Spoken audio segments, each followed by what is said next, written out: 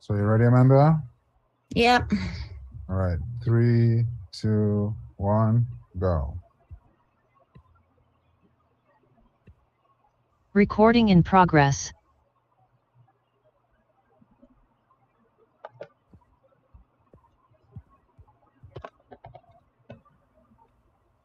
Good evening. I'm Amanda Nichols with Our Revolution, and I'm here to welcome you all to our live national organizing broadcast. This is our last big call to get out the vote ahead of Election Day, and we're going to hear directly from Minnesota Attorney General Keith Ellison on his race for re-election that's really heating up. We'll also dig into races for exciting down ballot progressives like Zoe Kadri for Austin City Council in Texas and Gabriela Lopez for San Francisco School Board. And former Bernie delegate Megan Green will talk about her run for Board of Aldermen president in St. Louis, where tragically there was a deadly school shooting today that we're all keeping in our hearts. We have a great coalition gathering here tonight, and we're so glad that you chose to spend your Monday evening with us. If you're in Zoom, you can kick things off by telling us your name and where you're from in the chat. Also in the chat, you'll see the links to share this live stream out to your own Facebook and Twitter. So please put that up on your social media. Help us build this call. We need all hands on deck in this urgent fight for the midterms. All right, let's see who we have joining in Zoom right now. We have Mindy in Bethesda. Nice to meet you, Mindy. We also have Mark Dillman in Topeka, Kansas, Betty in Norman, Oklahoma, Ray in Houston, Texas, Joanne, who's joining from Studio City, LA, and Rita in DC. So everybody keep telling us where you're from. We love to see the chat populate. For those who are calling in on our Teletown Hall service and those tuning in on social media streams, we'd really love to have you transfer into the Zoom room right here with everybody whose names I'm reading. We're going to be dropping that link right now in the comments under our social media streams. So click that link and join us here in Zoom.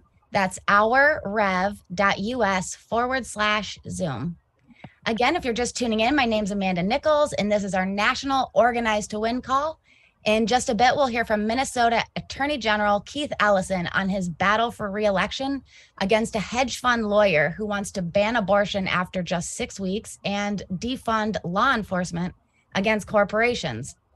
Then we'll hear from Bernie delegate Megan Green on her run for president of the St. Louis Board of Aldermen, Zoe Kadri for Austin City Council, and Gabriela Lopez for San Francisco School Board. We're glad you're here to dig into these key races. We just have 15 days left to get out the vote.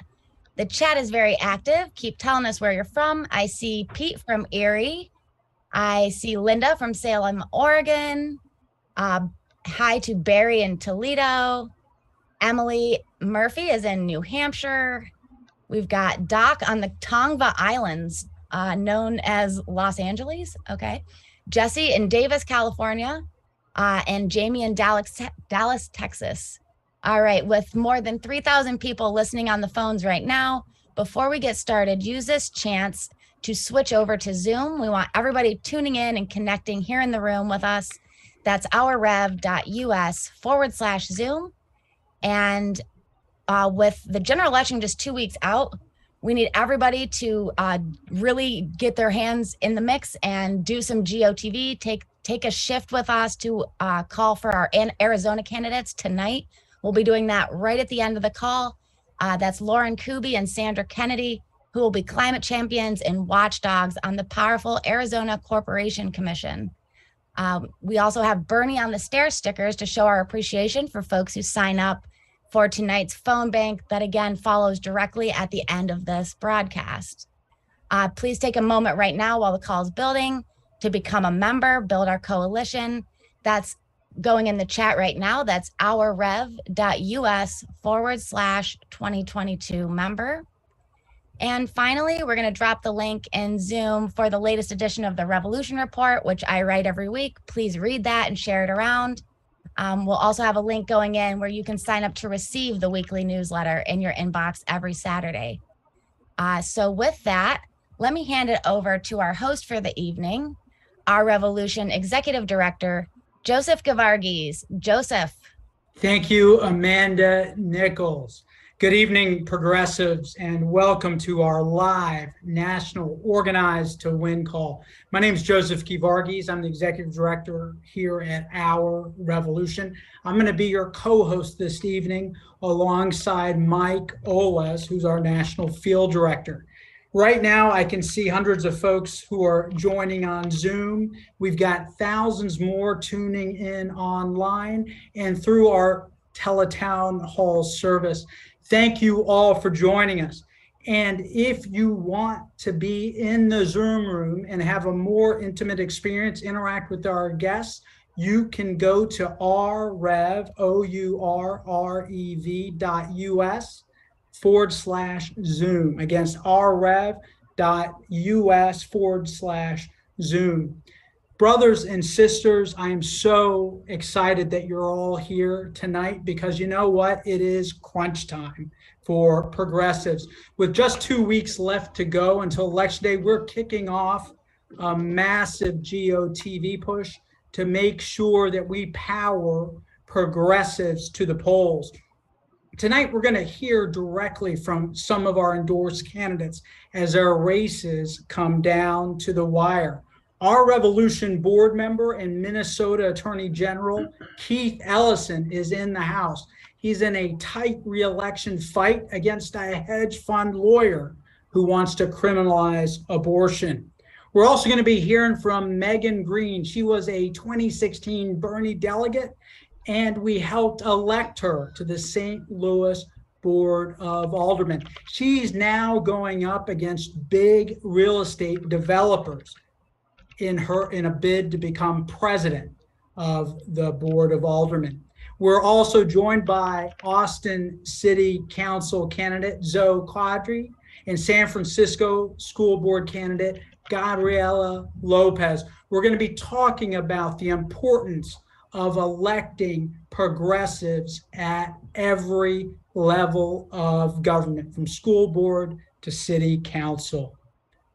Brothers and sisters, before I bring up our guests, I want to talk a little bit about this midterm season. The 2022 midterms are going to be pivotal, and the polls are getting downright scary in key races all across the land. In the top Senate seats that we've got to flip, Dr. Oz has narrowed the gap with John Fetterman in Pennsylvania, and Mandela Barnes is neck and neck with right-wing Ron Johnson in Wisconsin. Brothers and sisters, we all know what a MAGA majority means in the United States Senate and the Congress. It means tax breaks for the wealthy. It means more corporate deregulation and union busting. It means dismantling Social Security and Medicare. It means a national abortion ban, and the list goes on and on. That's if we have a MAGA majority. But expanding the Democratic majority in the Senate by electing Fetterman and Barnes means that we can cancel out the veto power of corporate Democrats, people like Joe Manchin and Kristen Sinema, and we can then focus the next 2 years, focus on making the next 2 years of the Biden administration as progressive as it could be. We have an opportunity to build on the climate work, on the student debt relief work, on the good jobs work that we've already started. But that being said, the future depends on what we do right now. There's a real chance that many working class, independent, and progressive voters are going to sit it out this round. And we can't afford to let that happen. That's why our Revolution members are the ones who are hitting the phones and making the case to voters for what is possible if we win and what's at stake if we lose. And if you can, brothers and sisters, we invite you to make a donation to power our Get Out the Vote work. You can donate to our Swing State Fund tonight. The link is in the chat. These races are going to be a fight to the finish. And so any amount that you can contribute will help.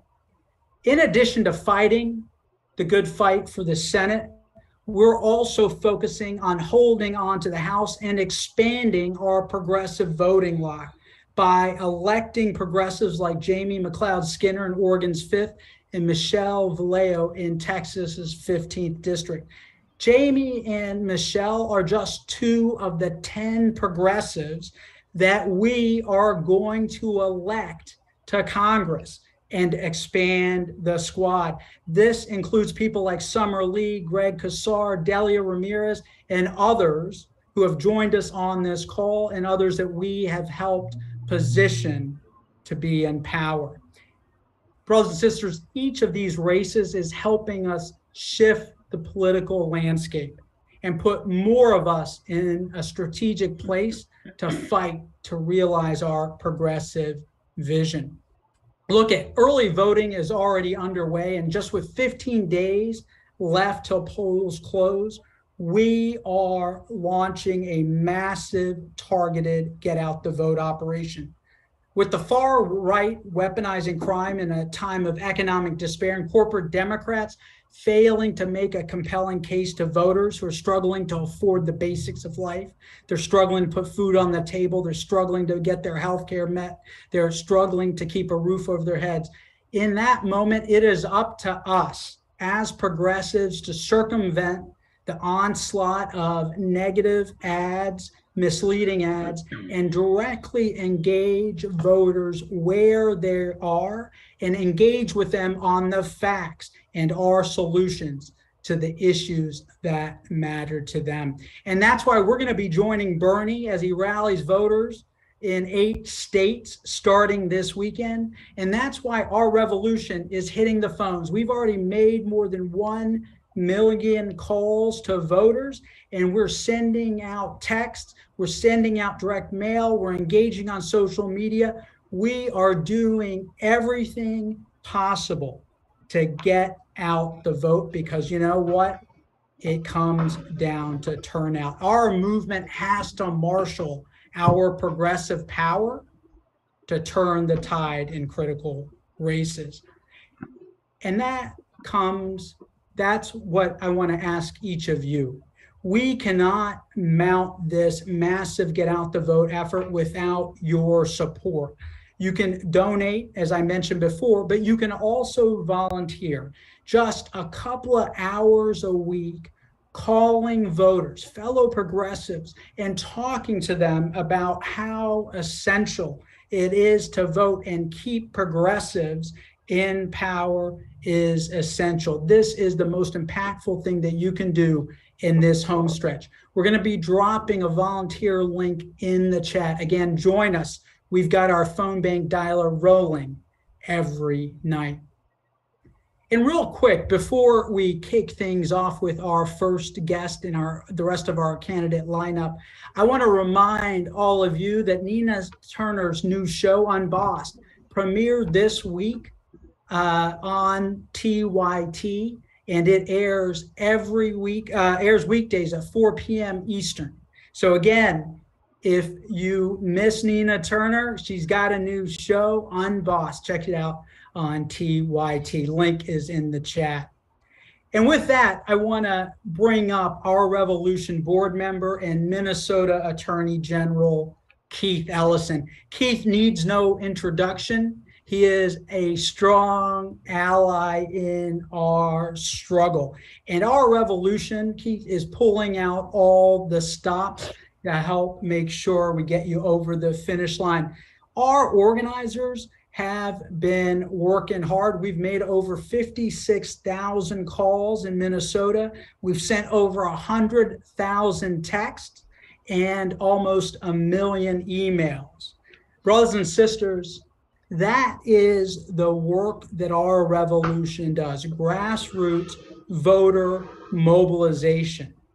And I want to invite all of you to be a part of our movement in this race or in the race to elect John Fetterman or Mandela Barnes. The link is going to be dropped in the chat. So Keith, welcome, brother.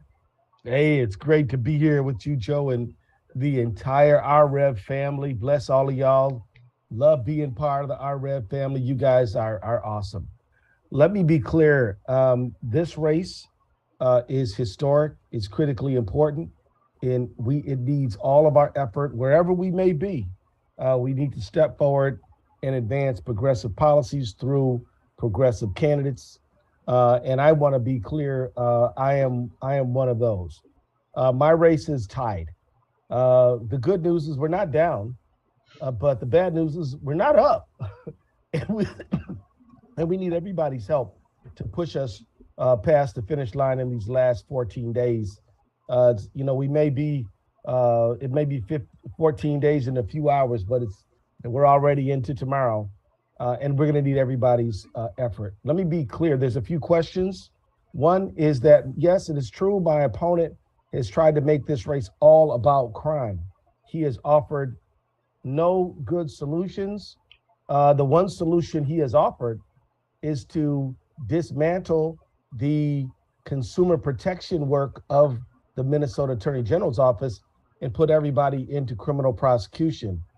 The fact is that's not even legal to do. It would violate several Minnesota statutes, but the local prosecutors in Minnesota are elected themselves. They don't need that kind of help. They haven't asked for it. And yet my opponent is arrogantly just said that was what he would do. But let me tell you, our Consumer Protection Office does a lot of good work to help keep people safe. How? Well, one of the things we're doing is we're suing a gun retailer who has negligently sold guns to straw purchasers. If people traffic guns, getting more guns out there on the street. There was a tragic incident in St. Paul about a year ago where 14 people were shot with one of these trafficked guns. And so we're going upstream to make sure that no one who doesn't supposed to have a gun has one. And we're doing it by holding these people accountable. My opponent, on the other hand, is endorsed by the gun lobby. We are taking the gun lobby and taking irresponsible gun sellers to court. And so we also have done a lot of work on the issue of opioids. We've brought back over $300 million and climbing for money for treatment, for money for prevention, things like that. We've also been working on problem properties. So there are certain landlords who keep people in squalor, will rent to anyone, including people who are creating nuisance in the building. What we're doing is requiring that the landlords treat the tenants with dignity, with respect, keep the property in good repair, which we believe promotes safety, not just from criminal conduct, but other health effects have been. We've found that bad housing is actually unhealthy and unsafe. So we have a package, we have a program to promote safety at the AG's office. And my opponent doesn't have one at all. In fact, what he wants to do is to take people's, take the help people have from our consumer division away from them and just do more criminal prosecution, which as I noted before, our local prosecutors don't need. Actually, the main work of the Attorney General is in the consumer fairness area. That's mostly what we do. And yet he wants to abandon all that. Part of one of the things we're doing in our consumer area is we're suing ExxonMobil because they engaged in deceptive trade practices and said that their product was not causing global climate change. We can prove that not only was it in fact global climate change, but that they knew it was. And they lied about it and had a multi-billion-dollar campaign to try to deceive the public. We're suing them for that. My opponent has gotten up and publicly said he will dismantle and get rid of that lawsuit if he wins. So for the sake of the climate, we have to win. For the sake of human life on the planet, we have to win. And for the sake of just folks who need somebody on their side against the giant corporate entities, we've got to win. So we've been effective in the area of public safety. We've been effective in the area of consumer protection. And so let me move on and talk about student debt. as you may know, a group of Republican attorneys general banded together to try to attack President Biden's effort to reduce student loan debt. I am sure that my opponent would be part of that group if he were the attorney general. As you know, the Democratic attorney generals opposed that. A court just the other day threw that out, but they're never going to stop fighting for it. Democratic attorney generals not only stood up in favor of the Biden proposal to reduce student loan debt, I and many of my colleagues have also taken on Navient for steering student loan borrowers toward deferral as opposed to telling them about loan forgiveness programs. We took them to court for that. We won. We got a settlement for that. We also have been fighting student loan abuses from other companies like Argosy, like the Minnesota College of Business. Whenever they overcharge and engage in usurious behavior, we take them to court on behalf of students.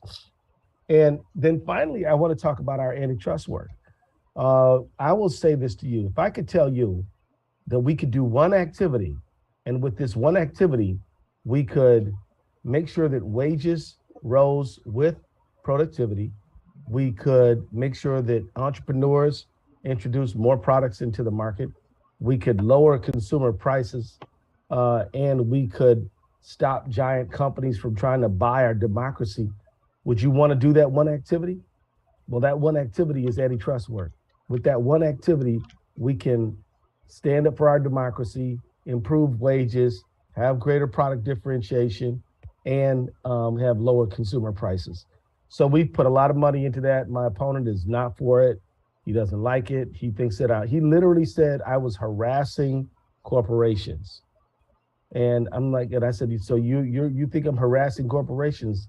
I can tell you, ExxonMobil been harassing everybody in the world with their price gouging activities over the last year.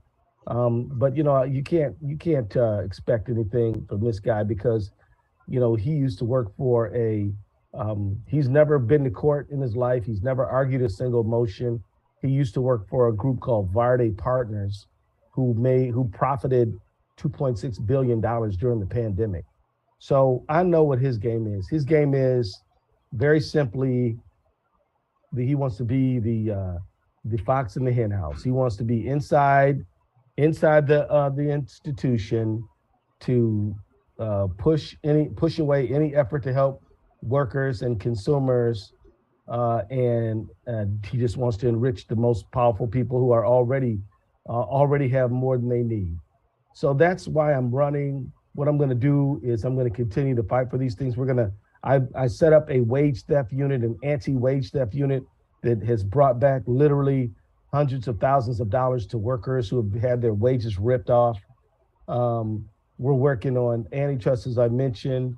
We are having a progressive approach to crime.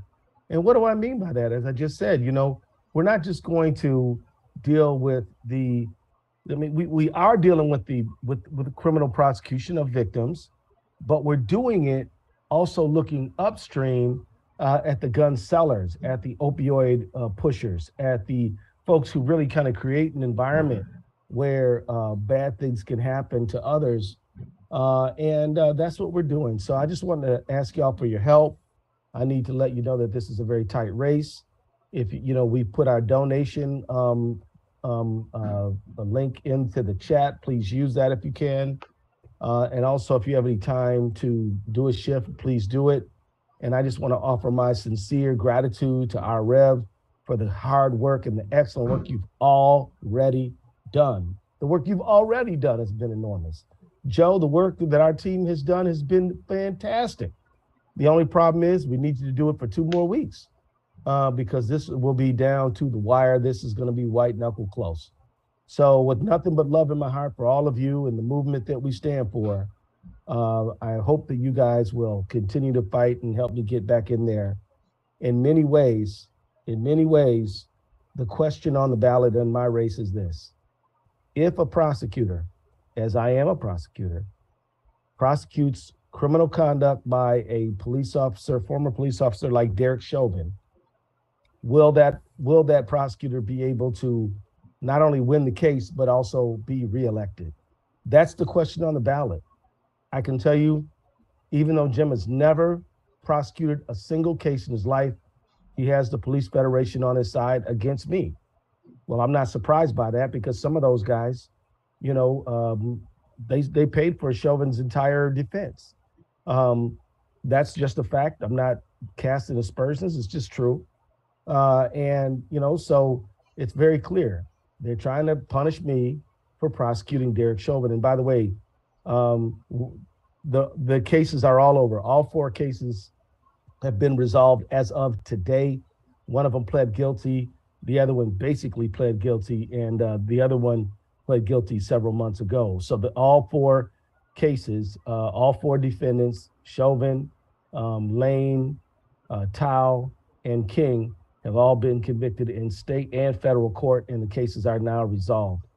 So with that, I just want to say that let's help me make it so that if you stand up for justice, you will not be turned out of office. In fact, people want to keep folks who will fight for justice in office to make sure that we have a fairness and justice for all. And that's all I got tonight, Joe. God bless you, bro. Hey, brother, thank you so much for being on our call and talking with our activists and leaders around the country. A quick question. What are you planning to do when you get reelected? You've already done so much. What's in store? Well, we're going to continue to help people afford their lives. That means we're going to continue to expand our work when it comes to wage theft. One thing we found that is regretfully true is that there's a lot more wage theft out there than even we can take on. So we've got to expand our group there. We're going to continue to expand our antitrust work. We've done a lot of work in housing, including in manufactured housing communities, what we used to call mobile homes, but they're not mobile, right? And so we're going to just help make sure that we push back on corporate abuses of ordinary citizens and make sure there's more fairness for them. So that's job number 1, the economy, right? And then number 2, we are going to continue to be a force for good in the area of criminal justice reform. Yeah, of course, we will prosecute. If you murder somebody or you rape somebody, we will prosecute you, no doubt. But we're also going to look upstream and try to deal with chemical health, the proliferation of guns. We're going to try to make sure that problem properties are not making life worse for people. We're going to go upstream and make sure that we do all we can to help create a safe community. And then finally, we're going to continue to stand up for people's rights. Minnesota is an island, my friends. North and South Dakota, Wisconsin, and Iowa, a woman cannot exercise her right to choose in those places. In Minnesota, she can. So we're going to protect those rights and make sure that we expand them. We believe Clarence Thomas when he said he's coming after contraception. We believe Clarence Thomas when he says he's coming after same-sex marriage. And we're going to fight to protect those rights and expand those rights to make sure that people have rights. So the pocketbook, people's rights, and people's safety, will be fighting for those things forever and always. And another question from one of our organizers. Tell us a little bit about what your campaign looks like on the ground. We have a very strong ground game. I'm very proud of our ground game. We've been on the ground knocking for more than a year. We've been calling for more than a year. We have a strong ground game, and our numbers on the ground and our IDs are very good. But the polls keep coming back with us even, which is so strange. But on the ground, we have an excellent ground game. The campaign, we've been, we've had to be up on air so we can have a competitive ad space. And so we've been outspent. We actually were outspending them in September and October. And now they're starting to outspend us toward the very end. So we've been on a pretty aggressive fundraising drive to make sure that we could at least stay even. His ads have been fact-checked by local media as wildly deceiving, and they are racist, and they're Willie Horton ads. They're just open appeals trying to associate me with criminal conduct which we know is a trope that racists have used forever, but they are doing it full on right now. And you all, I don't normally recommend you look at my opponent's ads, but I think you all should. You'd be so shocked by them. They're that shocking. So racist that the even local news have attacked and criticized those ads. So that's what our campaign looks like. We're doing a lot of IDs. Our early vote has already started, so we're banking votes. We need to we've been campaigning all over the state, but the Democratic vote, most of the Democratic votes are going to be in the Twin Cities, but we've been in the Twin Cities, but we've been in northern Minnesota, western Minnesota, southern Minnesota, central Minnesota. We've been all over the place, but we still need a lot of help. Well, brother, you're going to get help from our Revolution members who are on the activists who are on the call tonight. As I said, this is going to be, the polls are tight. This is going to come down to turnout. Yep. And our Revolution, we've got 145,000 supporters in Minnesota, and we're doing everything we can to make sure that we have a meaningful relational conversation with each progressive voter so that they understand what's at stake in this race. Keith, I want to thank you for being on this call. And with that, I want to also invite our activists to take a moment, sign up for a phone bank shift for Keith. We're down to the wire, 2 weeks left. We've made almost 60,000 calls, but we still have more work to do. We need you to commit. A couple hours a week from wherever you are around the United States can make a difference. The link is in the chat. Keith Ellison, thank you very much, brother. Bless you guys. Love you. Thank you, Joe. Take care, buddy. And with that, I want to bring up my comrade in arms, our Revolution's field director, Mike Olas, to bring up our next guest. Thanks, Joseph. Hello, our Revolution Nation. And just wanted to say that it is election season right now. Everybody's tired. Everybody's working hard. But we got to be one day stronger, one day longer. We just got a couple of weeks to go. So let's keep on organizing, keep on fighting, and keep on, winning every race we can, from AG in Minnesota to school boards across the country. And if she's with us, I want to now introduce Gabriela Lopez, who is running for school board in San Francisco. Gabriela, are you with us? Maybe not yet. We should maybe go to Zoe. Okay. I know Gabriela's on a tight timeline because she is teaching a class tonight. I think we're 2 minutes early. Let's go to Zoe and be cognizant of Gabriela's time. Zoe, are you with us? We're going to go from San Francisco to Austin. Yeah. Zoe Quadri running for Austin City Council, District 9, which includes the University of Texas. Hey, Zoe, how's it going tonight? It's going great. I'm so pumped up and motivated after hearing Attorney General Ellison, and just so thankful to be on this call with everyone tonight. Awesome. So you're running for city council. It's a crowded race.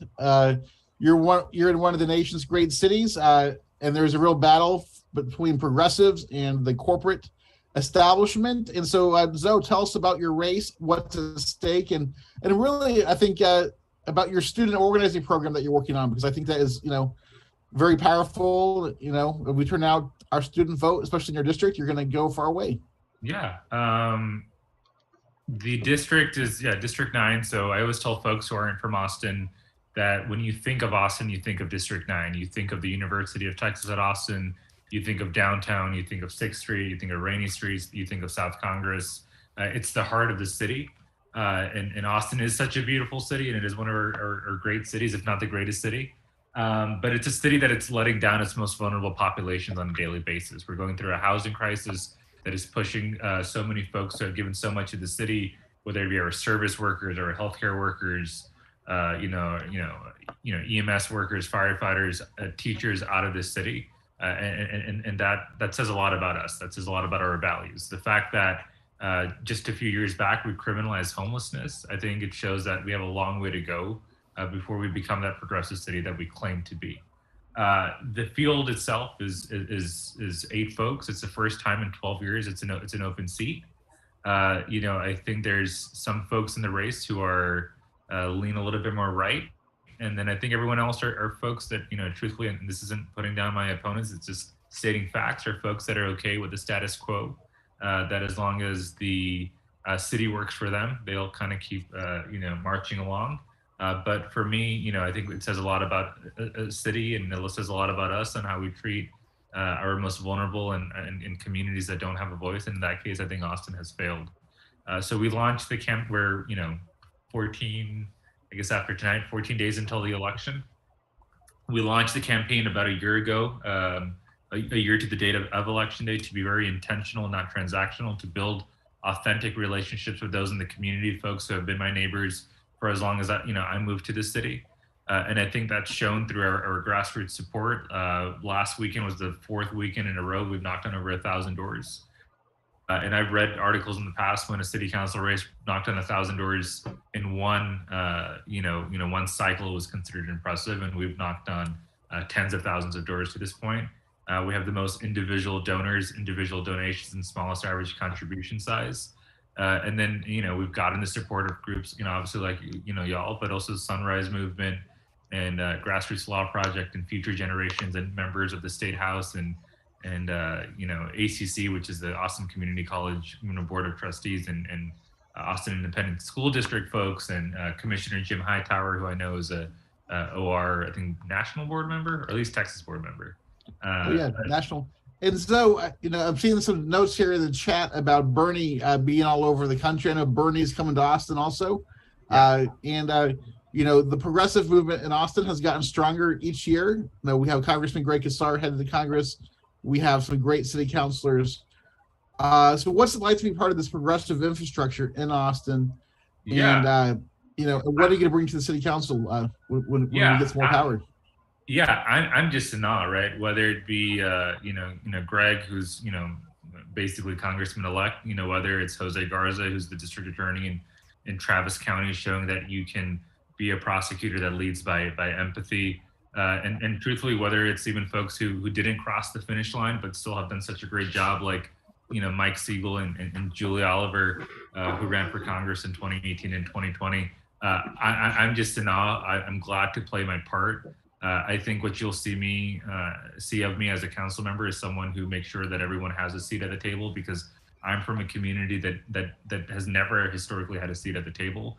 And I want to make sure that not only does my community, but other communities like mine, they're involved in these conversations in Austin. You had mentioned students at the top front. Over half the population of the district are UT students. But when it comes to issues on the dais and when it comes to appointments on boards and commissions, students are often boxed out. And one thing I want to make sure is that the students realize this election cycle, their power, and how they owe it to themselves to have someone who answers to them, someone who works for them. And that's something that I'll do. We are the first local campaign in the state of Texas to unionize. And that was very important to me. And we've gotten the support of folks from IBEW and Workers Defense Action Fund. So I want folks to know that I'll be a fighter for workers, whether it be city workers through AFSCME or just any worker in Austin. Austin needs to be and should be a very pro union town, and a place, whether you're documented or not, that you feel safe, that you're protected, that you're paid well, and that you can give to your family through your labor. So I just want to fight, right? I just want to serve. I think it's the issues like we kind of touched on in housing and transit, and making sure that our unhoused neighbors have a roof over their head, but also making sure that when need be, when our state government, I have my fingers crossed that we're able to flip some seats up top. But if we still have a Republican-led state house and state senate and Republicans at the top, they're going to attack cities like Austin, and Austin needs to protect Austinites. So whether it be things like an individual's right to an abortion, protecting the trans community voting rights, Austin needs to take a lead on that. And so we have so we're gonna be out phone banking for you, and I know you have a great volunteer team in Texas and a great campaign going on. We have 8,000 phone numbers in your district that we're gonna be reaching out to, which is a lot for a city council district. So hopefully Our Revolution Nation can play a difference maker.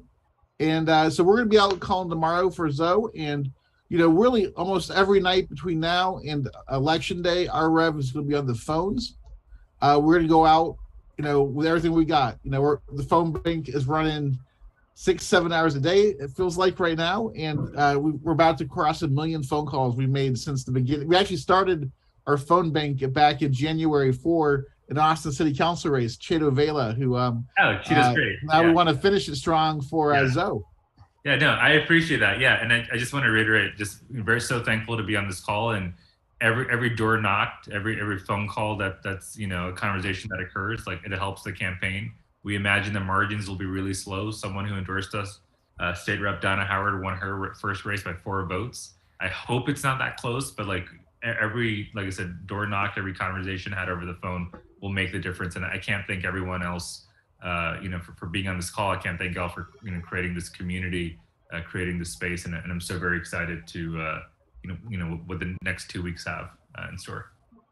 Yeah, just as a reminder, our revolution, we won a race in Maryland with 50,000 voters by 30 votes this year. So every vote is going to count. And then if you don't get the 50%, there will be a runoff. So you have to go through this whole thing again.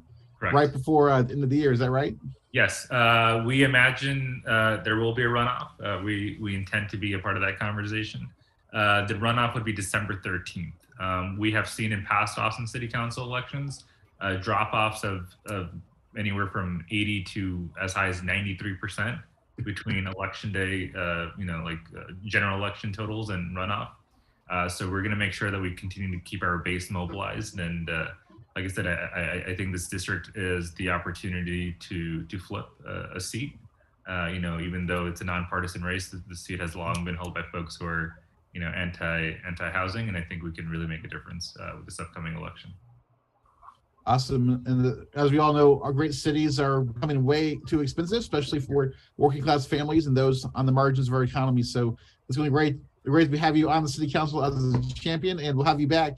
Hopefully you don't have to do the runoff. Hopefully you just get the 50% here in a couple weeks. But if so, we'll be back. We'll have you back for December 13th also. Cool. Well, I appreciate y'all. Thank you for having me. Great. Thank you, Zoe. And I know we're waiting on a couple of guests. Our 2 last guests tonight are both in the classroom tonight teaching. So they were going to come out from the classroom and spend some time with us. So I don't know, is Gabriella with us yet?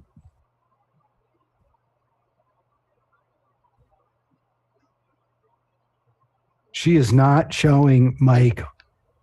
We'll give it let's give it a couple seconds. So, hey, let's talk a little bit about our phone bank operation. So tonight, after we wrap up tonight, we're asking people to do something a little bit different. We want to make phone calls tonight as a team. We have a phone bank that's going on every evening from about 6 p.m. to 11 p.m. because we're going East Coast to West Coast. And we want to call in Arizona tonight for a couple hours after this call ends up. We are going to be making phone calls to some great Arizona corporate commissioner candidates.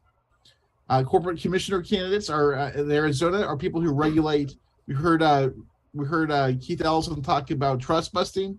In Arizona, we can control how public utilities operate in Arizona. Whether we're going to have more solar, cheaper telecom, whether we're going to have a livable planet and good internet, or expensive internet and fossil fuels, right? So Kubi and Kennedy, I see Aaron. Yep, Kubi and Kennedy are our candidates that we're going to be calling for in Arizona tonight. So if you would, and somebody could drop this in the link in the chat room, stay on with us and then transfer to our Zoom room for our phone bank team. Want people to call with us tonight and see how it goes.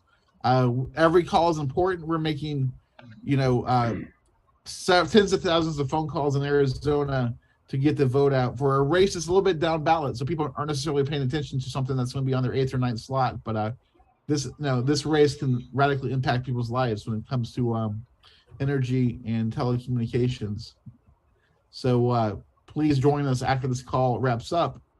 And any news yet from? We do have Gabriella. We have Gabriella, Mike. So guest, you are awesome. Gabriella. Hi everyone. I'm Gabriella so sorry. Lopez. How's it going tonight? Great. I'm balancing a few things, but I'm in this space, and thank you all for your patience. Awesome. I know you're teaching tonight. Is that right? That's right. Live from the classroom, and then hopefully something live from the school board. We still have in San a Francisco. chalkboard here. So Nice. And do you use the chalkboard or using you like the markers better? oh no, the markers. I think it's more aesthetic now at this point. And so we'll get marker boards in every school classroom in San Francisco. So Gabriella, tell us a little bit about your race. What's at stake? San Francisco has become, really a focal point for school board races. And, there's been a lot of controversy from the other side. And hopefully here in a couple of weeks, you're going to win a tough election. Yes, thank you. There's quite a bit, actually. This is 4 years after a previous race that had over 30 candidates running for the Board of Education, running for 3 seats.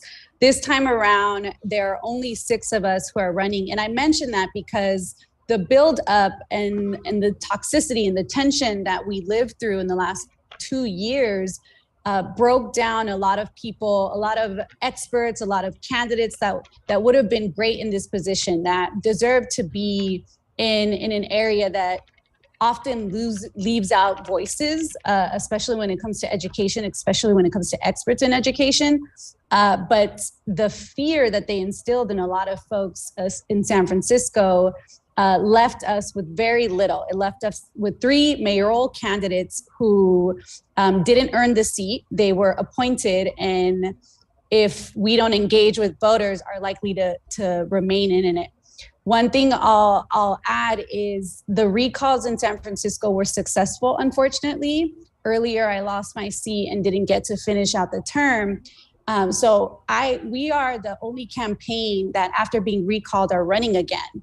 And I also believe that this is really going to support San Franciscans to see where we are. In February, it was a low voter turnout. The special election, which recalled 3 board members, did exactly what it intended to do. It poured $2 million into an election that was bound not to have people voters engaged, voters coming out, voters understanding what's going on. And they took advantage of that and won.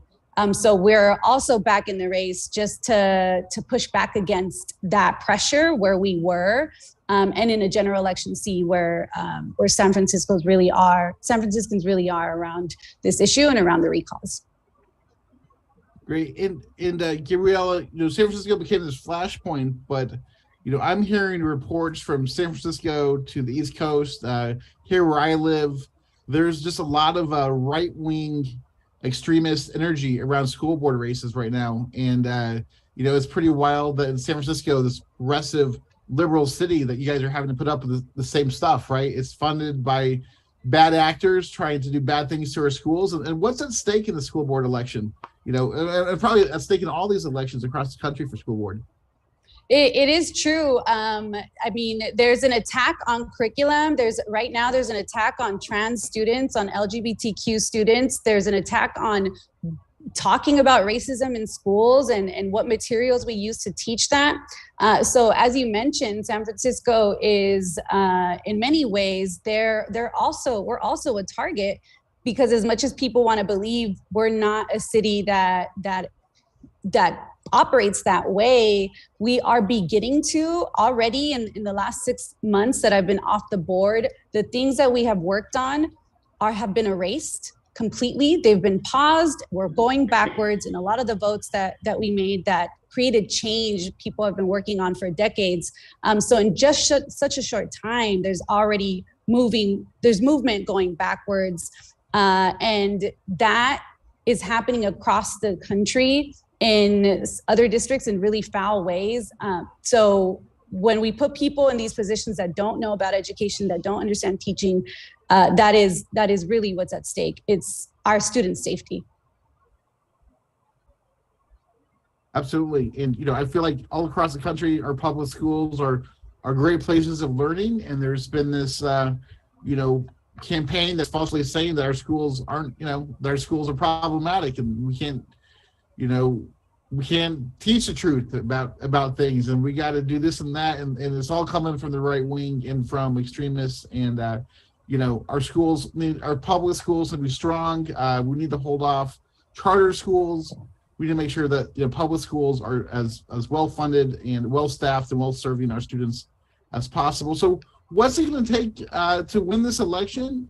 Given what you're up against, and how can people get involved and help? And, what else would you be thinking about come November 8th?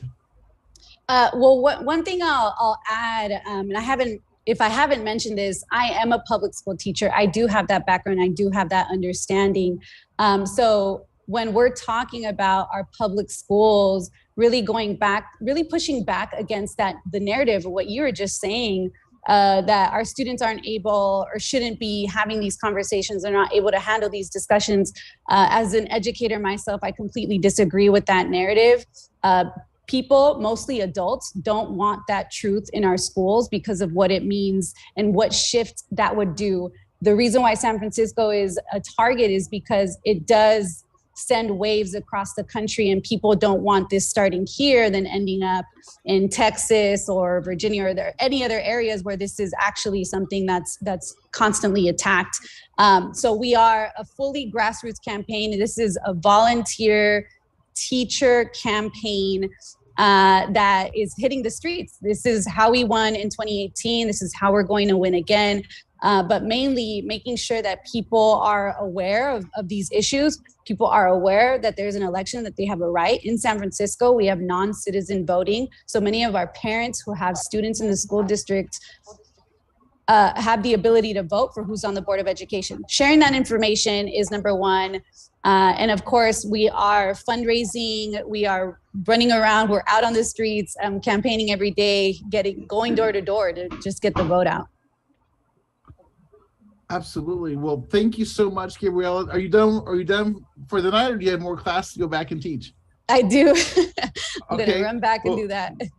Awesome. Well, we'll let you get back to the classroom. We'll be out on the streets fighting for you. I'm seeing my good friend Brandy Barkman, and the parents of San Francisco mobilizing for you, and hopefully we'll learn from you and win these tough races across the country, and we'll all get there together. So thank you, Gabriella. Have a great great night in the classroom, and we'll talk again soon. Thank you. Thank you so much. Bye, everyone. Great, thank you. So school board races across the country are critical, that we must win. Wherever you are, there's going to be a tough school board race, so make sure you vote this year in your school board races. Joseph, are you with us? Are you having some technical difficulties? Joseph is having technical difficulties. We do have Alderwoman Megan Green with us, running for president of the Board of Aldermen in St. Louis, Mike. Great. Okay. Well, Joseph was supposed to do the interview, but if he's having some tech problems, I'll just roll right into Megan Green. Megan Green, how is St. Louis tonight? We know it was a tough day on the ground with the school shooting. So we're there in solidarity with the people of St. Louis tonight. How are you tonight? I just left the vigil that we were having tonight for students and teachers that were impacted by the school shooting today. Heard a lot of testimony from folks that were there on the ground, and just the same question: why does this keep happening? And why can't we get some sensible gun laws in place? I mean, Missouri, we are completely preempted at the local level from implementing any kind of gun laws, and we have virtually no gun laws that exist in the state of Missouri either. And it's tragic. And, I want to be able to tell people that we can do X, Y, and Z, and we feel like our hands are tied in so many different ways. So it's been a really rough day in St. Louis, but our community is strong, and it is tight-knit, and it is coming together to lift up everybody that was impacted today. Yeah, and I just want to, I live in a red state like Missouri, and we have no gun laws. We have unpermitted carry. We have all these insane laws where people can basically do what they want with their guns, and it's terrifying, and especially when it comes to our schools and our kids. And you're a teacher, and so just thank you for your public service and for being there for the people of your community. And Megan, so let's just call it what it is. There is a deep conversation in St. Louis right now about the future of the city. You're taking on, a somebody who's linked to the developers, to the corporate elite, to even some Trump supporters. You're a well-known entity in the progressive movement. I think I met you back in 2017 as a rising star in the progressive world. And so tell us a little bit, for those who don't know, you've been on our call a couple of times, so you're well known in our world, but tell us a little bit about yourself and the next couple of weeks and what that looks like for you. Sure. Well, I've been an alderwoman in St. Louis City since 2014. I kind of rose into office on the heels of the murder of Mike Brown and the rise of the Black Lives Matter movement here in St. Louis and nationally. Since then, I have been a champion for working people, fighting to raise the minimum wage in the city, fighting against some of our draconian laws at the state level to protect reproductive rights, fighting for inclusive housing policy to ensure that folks are not being priced out of their neighborhoods and that we are including affordable housing in new developments. But there's a lot more work that has to be done. And this election that is coming up in 2 weeks is a special election that we're having because the previous president of the Board of Aldermen resigned after being indicted on federal bribery charges, something that I had called him out for years ago, actually back in 2015 or 2016, with a lot of concerns about the way that he was doing business. But my opponent in this race is really on the side of big developers, and I'm on the side of working people, working families. And it's become very, very clear.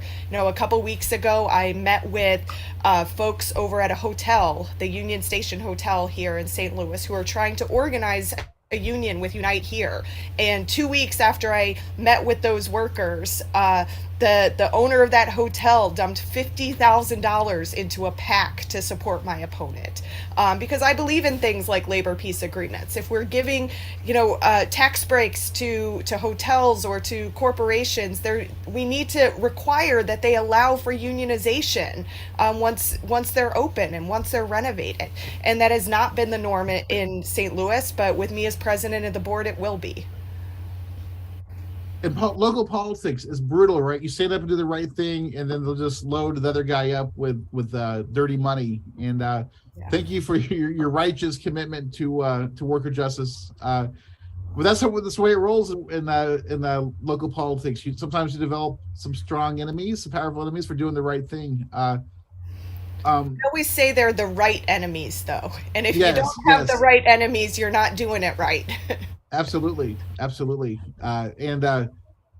This race is going to be close, but the progressive movement, right, has done a great job of building power in St. Louis. I think, Cori Bush, Tashara Jones, right? There's been progressive win after progressive win, and a win here. What is that now? 8 days out. How far are we out from election? 14 days out. We are 15 days out. Yeah, 15 days out. What is that? Yeah. So what's it going to take for you to finish strong these next 14 days, and how can we help?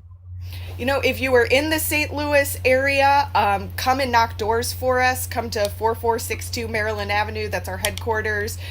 We are knocking doors every single day of the week. If you are not in St. Louis, Our Revolution has been hosting phone banks for us, and you can sign up through Mobilize to get involved with those. Voter contact is how we're going to win this. I am not going to have the resources that my opponent has, but we have so many great people and organizations behind our campaign that's what's going to propel us over the finish line. We have so many labor unions and reproductive health organizations and racial justice organizations that have come together and lined up behind our campaign. And by bringing all of those folks together, that's how we're going to win this. And I heard a comment today that, the person who's going to federal prison was sort of being supported by the same guys who want your opponent to win, right? And correct. He's funded by the same people and supported by the same backers as the previous president who is probably going to jail, along with 2 other aldermen. We have to put an end to this level of corruption that has had a stranglehold on city government for way too long. You know, we need a city government that people can actually trust, that they know that they can show up to and actually have their voices heard, and know that they have elected representatives who are responsive to the needs of people in our community. And that unfortunately is not what we have had at the Board of Aldermen. You know, as an alder person, I have supported and brought to the 15th Ward participatory budgeting so that residents in the area I represent can vote directly on how their ward capital dollars are spent. You know, that's something we should be doing citywide to build transparency and to build trust back in our government. And when it comes to the work you do at the city level, at the DNC level, with the Bernie World being a delegate, it does not get better than Megan Green for city council and for the Board of Aldermen president. So we got some tough days ahead of us, but we're going to win. I'm hoping that our revolution will be on the ground, door knocking with you right after Halloween. We'll do everything we can to mobilize. Every night we're phone banking, and whatever phone bankers had a story that she just wanted to say that she was calling for Keith Ellison, so we're calling for Keith, and then we're calling for Megan every night.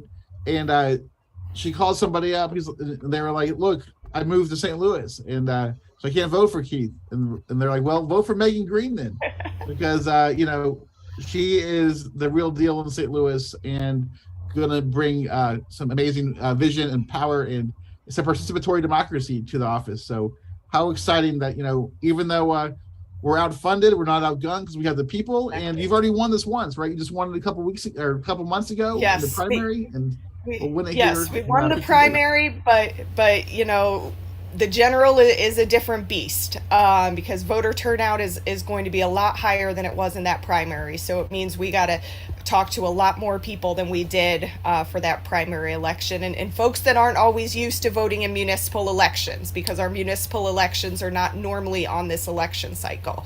But I'm confident that our message resonates. We want to build a St. Louis that works for everyone, and I think most people in St. Louis want that too. Well, thank you so much, Megan, for joining us. Are you still teaching tonight, or are you? No, I am done for the evening. Okay, great. Well, thank you, Megan. We'll see you on the ground in St. Louis. We're on the phones every night for you. Any closing words for us as we get ready for the last 15 days here? Just that I really appreciate all of the help from our revolution, from sending folks to knock doors to making all those phone calls and texts for us. You know, it's supportive organizations like our revolution that are really going to help us get over the finish line and make sure that we build a St. Louis that works for everyone.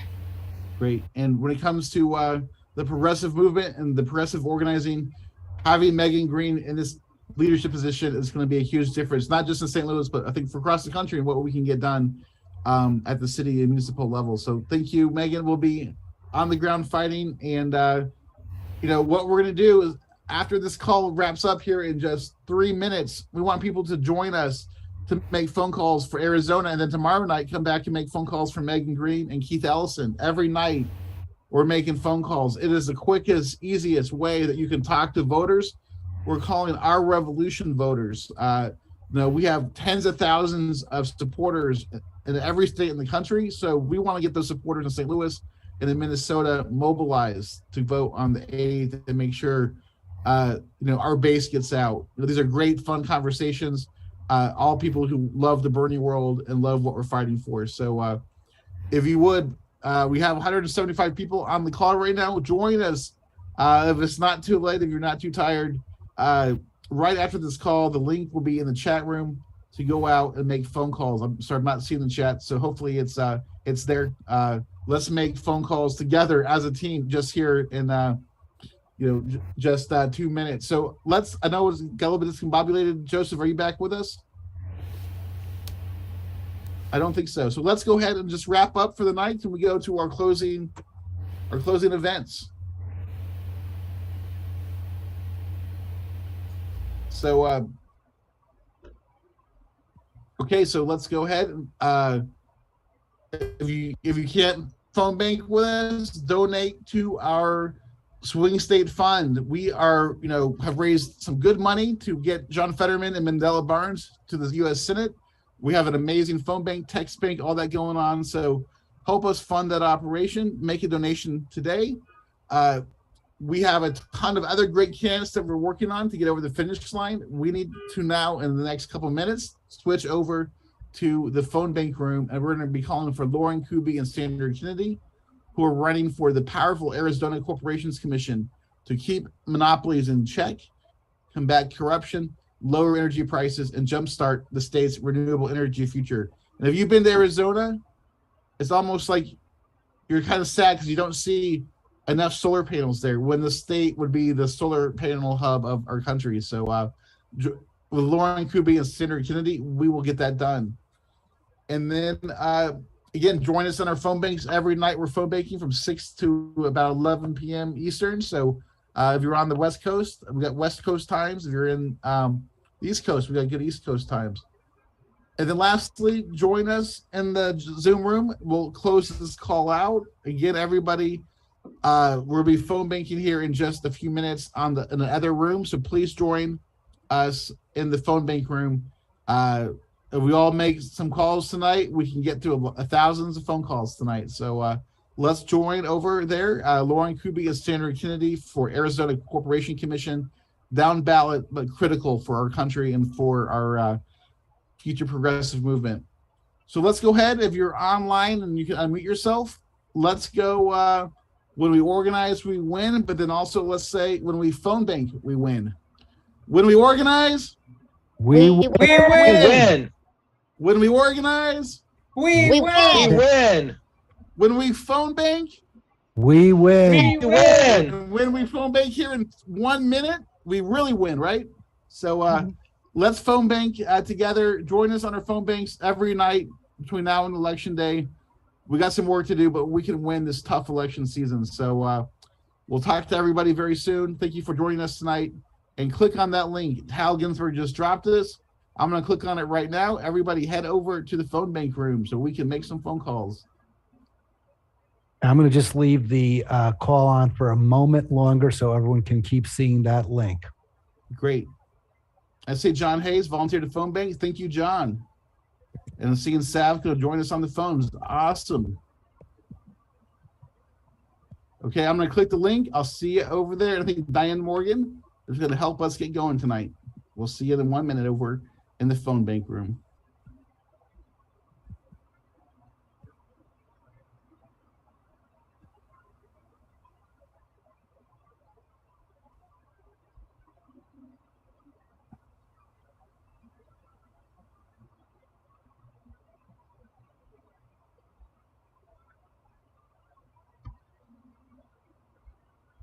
Recording stop.